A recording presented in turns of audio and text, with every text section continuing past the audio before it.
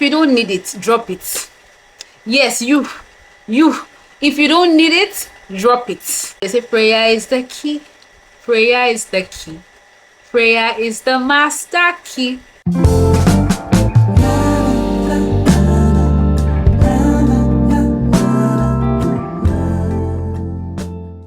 Hey guys, welcome to another video on the channel. Yikes, I haven't done a video in like 8 months, guys. It's been vlogs and vlogs and vlogs, but then thanks to everyone who have taken time to watch my vlogs, and I hope you stick around. I hope you enjoy them. This year I will try to make a blend of the two, that is vlogs and videos, so I hope I do my best at that. Happy New Year, guys. It's 2025. First of all, God has been faithful that we're alive to see this year, that you're watching this video. I think it is enough to be thankful. 2024 was such an interesting run for me, and I'm sure for a lot of people. We had our fair shares of goods, we had our fair shares of bads, we had our fair shares of uglies, but at the end of the day, we keep pushing. Why I'm making this video is to encourage 1, 2, 3 people or more. PS, please, disclaimer, this is not me trying to influence your decisions with what I think should be. It's me letting you know the things that I have decided to stop doing or to start doing in 2025, and I hope that you somehow you pick something from it, or we all just learn from each other. And that means I would also love to read from you guys, so please comment away. Let me just read from you guys. Okay, so let's go straight into the first one. Oh, by the way, my name is Mo. If you're a first-time subscriber to the channel, thank you for deciding to subscribe. I hope that you stay. I hope that you join the family. If you're not a first-time subscriber, that you always stick around. Thank you so much. So yes, let's go right into the first one. The first thing I would love to really do this year is add structure to my life. Now, this does not mean that my life lacks structure. It only means that there are certain things that I can do better, and there are certain ways that I can do these things that will give me better results. Now, the first thing I would want to do is have a routine. Now, 2024, I was that girl who, because I stay alone, I would just sleep when I want to sleep, wake when I want to wake. I wake and then I do whatever I want to do. It's not the same thing on Monday as it is on Tuesday, as it is on Wednesday, and like that. Now, at the end of the day, of course I would do work stuff. It may seem like a productive day because maybe some to-dos were cleared off my list, but in all honesty, it was not, because I would feel like as much as it was a productive day, it wasn't a complete day. It wasn't a fulfilling day, right? Sometimes I just finish work and I'm back on my bed watching Netflix, just enjoying the hours away. This year, I want to have a routine. So are you waking up to pray, and after praying you're taking a walk, or after taking a walk you're fixing yourself a glass of water or a cup of tea? Just put a bit of routine to my lifestyle. Weekdays, what are your weekdays like? What's Monday to Friday like for you? What makes Saturday different? Are you waking up to do chores? Are you waking up to have breakfast? Are you waking up to do your laundries? Just having a routine. I think that's one good way to add structure to your life. Another way would be setting self-boundaries, right? These are the things that you are consciously telling yourself that you will stop doing. It's easy to want to set a routine, and in your head you're like, okay, once I do this I'll do this, once I do this I'll do this. But at the end of the day, you will not get those things done if you do not check yourself. And checking yourself would mean that you're setting boundaries for yourself. What are the things that you don't want to do again? What are the habits that you have or you've noticed that that if you continue doing it, it will not make you it won't keep your day structured or keep your lifestyle structured. So you want to check yourself. You want to set boundaries for yourself. I will stop eating after 7 p.m. I will stop waking up as late as 10 a.m. I will stop whatever you want to stop. Just set those boundaries and stick to it, and check yourself. That is the best way that you can be accountable to yourself. Another way to add structure to your life would be stop procrastinating. I'm not even shouting at you, I'm shouting at myself. Guys, 2024, I procrastinated a lot. And I think it would also boil down to because I stay alone, right? So because I stay alone, it almost feels like I'm accountable to only myself. There's nobody to say, wake up, don't wake up, all of those things. So because of that, you also you are in your right, or you have the power to say, oh, I beg, you check the time, it's 8 o'clock. I'll do it next week. I'm supposed to do my laundry this weekend. It's just 5 pieces of whatever clothes. I'll wash it next week. I'm supposed to wash the car today. I'm not going anywhere. I'll wash it next week. Because of that, you find yourself doing that. And before you know it, it may seem like normal stuff. It may seem like I can't be bothered. But how have you added structure to your life by doing that? So structure just means that, like I said, you're setting routines, you're having routines that you're sticking by, you're setting self boundaries, things that you want to check yourself on, and also you are making sure that you want to do, because you now have a routine, because you have, you have, your life is more structured, you are able to also not procrastinate. So you're doing things based on a routine, you're doing things based on a style, you're doing things based on a calendar. So of course procrastination will reduce or not even be in the picture. Number 2, finances. Setting financial goals. 2024 was a year that's kind of put me in check financially. I had to, and I think I would give myself a pat at the back for that. But yeah, 2025, we're keeping that ball rolling, setting financial goals. Okay. Yes, you need some things. You want to buy things for yourself, you want to travel, you want to do this, you want to do that with money. There's a need for you to set financial goals. There's a need for you to save money. There's a need for you to invest. Now, talking about savings, it's easy to say, how much do I earn that I want to be saving money? No problem, that's okay. But you also need to understand that it is not about how much you earn. Even if you earn as little as 200k, you can still save out of it. Now, I've always said this, I've said this in a couple of videos before now, that I have a 50-30-20 savings ratio that I work with, which means that for every amount that comes into my pocket, 50% goes into my savings, 30% goes into basic needs, things that I need to buy at the time. I want to do groceries, I want to fix my tire, I want to just do like things that I know you have to do, and 20% is for me to spend on whatever I need to spend, right? Even with a 200k salary or 200k income, you can still do that. You can still save a good percentage of it and still split the remaining into your needs and just something to have liquid, something to have to spend. Saving your money, there's no excuse. There's really no excuse, because you would need that money. And as adults, it's even more interesting because there are more responsibilities that we face. When you start to get to your 30s, what am I even say, your 25 to 30s and beyond, you realize that you're at that age where you have younger cousins and you have younger siblings that are calling you to say, please, I need this, I need that. Don't be that auntie or uncle that you are still, you don't have the money. You can't even say take. You can't even say, okay, it's a family function, this is my own contribution. Save, so that when you need it, you're not found borrowing, or you're not found begging for money. Investment. Now, when it comes to investment, I may not have a lot to say because I don't think I'm really deep into the investing thing. I'm curious, and this year I want to try to find out more about investing, because I've heard, see guys, my heart is not so strong. I don't have chest, because there are some investments that go down, but then it doesn't make it bad.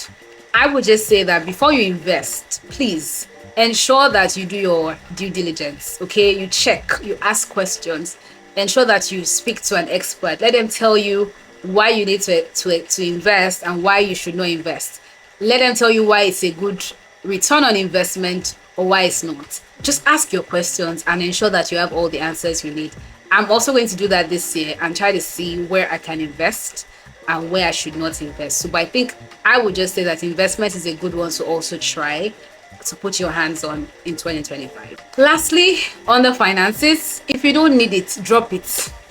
Yes, you, if you don't need it, drop it. Why are you buying it? Why are you buying color pink, color blue, color yellow, color red of the same shoe that you have in gold? Why? Stop impulse buying. You don't need it, drop it.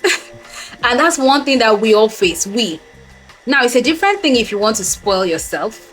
It's a different thing when you just feel like, I've tried. I want to take care of myself. That's fine. But if you really do not need it, you don't have to buy it. And it's hard. I tell you for a fact, it is hard to say, this thing, this bag, this shoe is really hard. But it takes discipline. So you want to even start from learning how to discipline yourself so that when the time comes for you to say those big no's, you can say them. Stop impulse buying, because if you keep doing impulse buying, it affects your savings.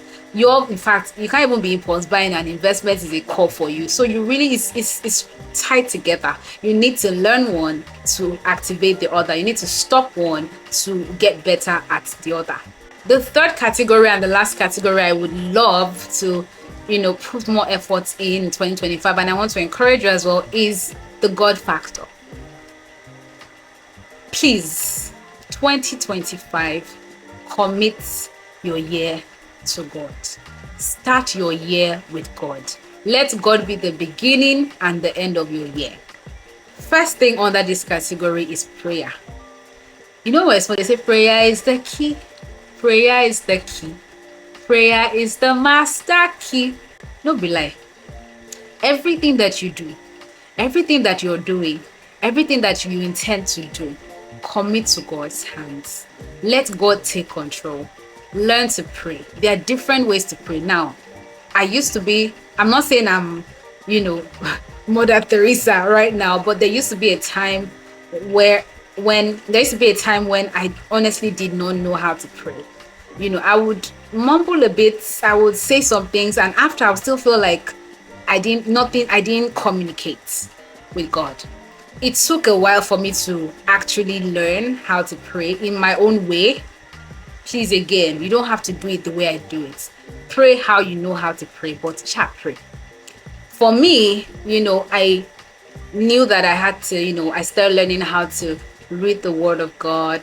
I started learning how to, meditate on the Word. I joined prayer sessions. I attended fellowships. I listened to sermons. And with time, I started to learn how to pray. Find your way, but just pray. Commit your year to God's hands. Very important. The second thing under this category, let God and let go. Now, this is a very hard one. When it comes to faith, and I will say faith because I'm sure there are Muslims, there are Christians, listening to this video, watching this video. When it comes to believing God and praying to God and hoping that your year goes right, you need to let go. It's hard. You need to be able to say, God, this car that I'm driving, I am totally handsing off. Is that right? Handsing off. I'm leaving this car for you to drive. A lot of us, we want God to take the wheel. We want God to, go ahead of us. We're still struggling steering with God. God is saying right, but you're still saying, no, God, let's take this. You're trying to do what you think is right. Like I said, it is hard because a lot of times it's a battle between letting God and a battle between the things that we want. We know what we want. We know what makes us happy. We know what our heart desires are. But then a part of us is just like, what I want is what I want, God. But God is looking at you and saying, no, my ways are not your ways. Let God take control. Pray and be ready to say, you know what, God, I am going to let you do that which only you can do. I'm going to leave this year to you. I'm going to keep asking you and telling you what I want the year to be. But then I trust that you will lead me the right way. You would tell me what to do when to do it, how it should be done, with whom it should be done. You will give me discernment, and you'll be my direction for the year. So just let go and let God. The last thing, which is also very important, is understand times and seasons.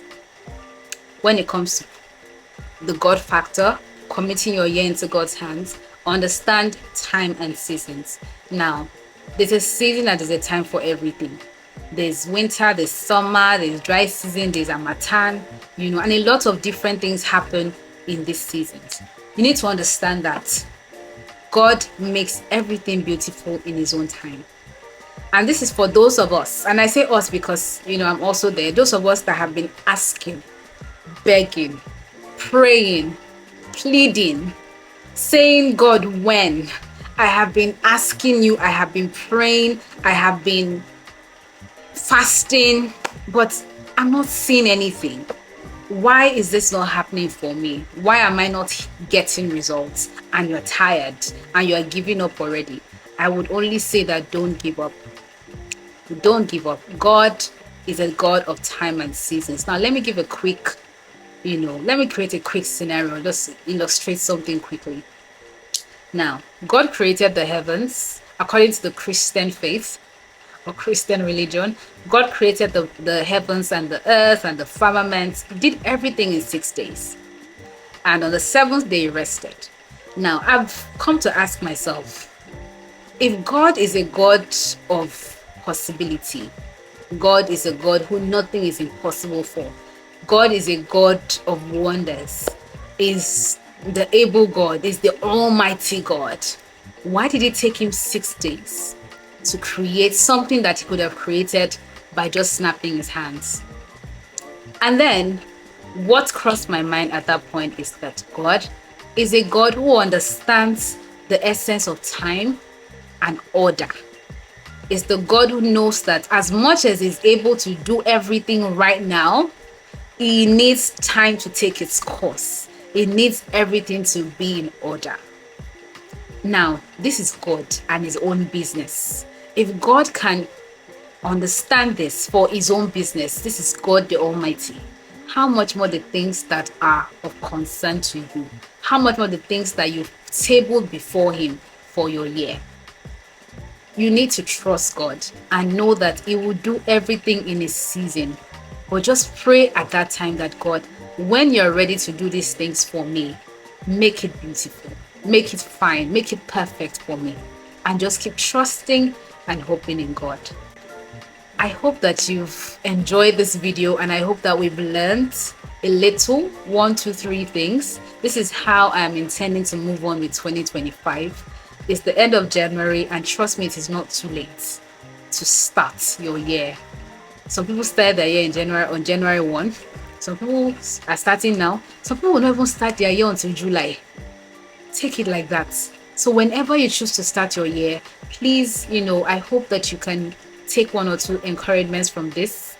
And I really pray that you have a good run for the year, and that all your heart desires are met, and that by the end of 2025, you have your testimonies, you have your answered prayers, and you can look back and say that God has been good and kind to you.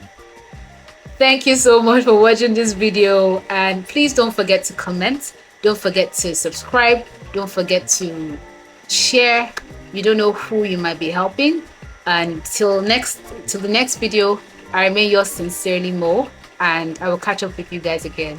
Bye and stay amazing.